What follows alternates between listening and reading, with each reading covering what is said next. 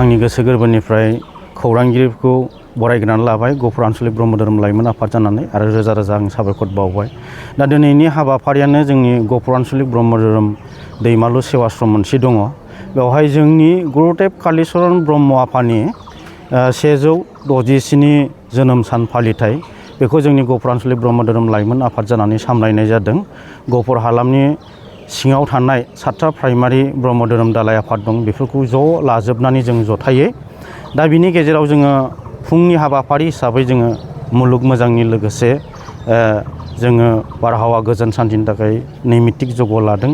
बे नैमित्तिक जगखौ जोंनिनो मानव गेदेर सिगेवलां रत्नेस्वर बसुमतारी आफाया दैदेनदों आरो बिनि उनावहाय जोङो फिरफिला बिरहोनाय लादों, धोरोमनि गोथार फिरफिलाखौ। बे फिरफिला हिसाबै आङो आफादगिरि हिसाबै आङो बिरहोनो मोनदों आरो बिनि थामथि खेबाव जोङो जोंनियाव गुरु कालीचरण ब्रह्म आफाद दङ, बिनि मुसुखायाव जोङो साथि लगायनायजों लोगोसे जोङो बिबार मान बावदों आरो बेजों लोगोसे साइडआव जोंनिनो फुजिनां सिबिनां जगेश्वर ब्रह्म आफा दङ आरो सिसि महन आफा दङ।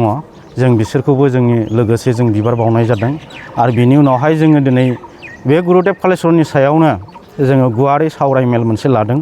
दा बावहाय जोङो गाहाय आलासि हिसाबै जोंनिनो मानाव गेदेर मुरसिमा सबाइस्रि गयारि आइखौ दुलाराय ब्रह्म धोरोम आइजो आफादनि बारग' नेहाथारि आरो सोलिफुबाय थानाय लोगो आफादगिरि हिसाबै जों आइखौ जोङो गाहाय आलासि हिसाबै जों मोननो हादों आरो बेजों लोगोसे जोङो लोगोआव लाफाबावदों जोंनि गाहाय आलासि हिसाबै जोंनि दुलाराय ब्रह्म धोरोम प्रसार संसदनि लोगो फोसावगिरि मानगोनां श्री गेवलां बिरेन बसुमतारी आफाया। जों बेखिनिखौ लानानै दिनैनि बे हाबाफारिखौ जों गाजा गोमजायै लानो जों आगबारायदों।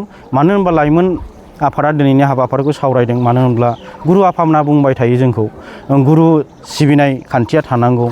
जोंखौ जोंनि गेजेराव गुरु सिबिनाय, आलासि सिबिनाय आरो इसोर सिबिनाय बे मोनथाम खान्थिखौ मानसिनि गेजेराव थाथारनांगौ।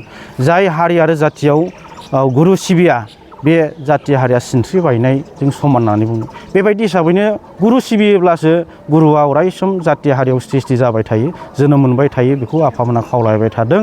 आरो आलासि सिबियोब्ला जों न'खरनिफ्राय माखासे संस्कार जों मोननो गैयै माखासे फिथाइ जोंनिफ्राय जोङो पापनिफ्राय जों उद्धार मोननो हायो, बेखौ जोंनि गेजेराव गुरु आफामोना खावलायबाय थादों। इसोरखौ जोङो सिबिनानै गावखौ मोनसे गियान आरजिनायनि गेजेरजों जोङो गावनि आत्माखौ मुक्ति लाभ खालामनो हायो।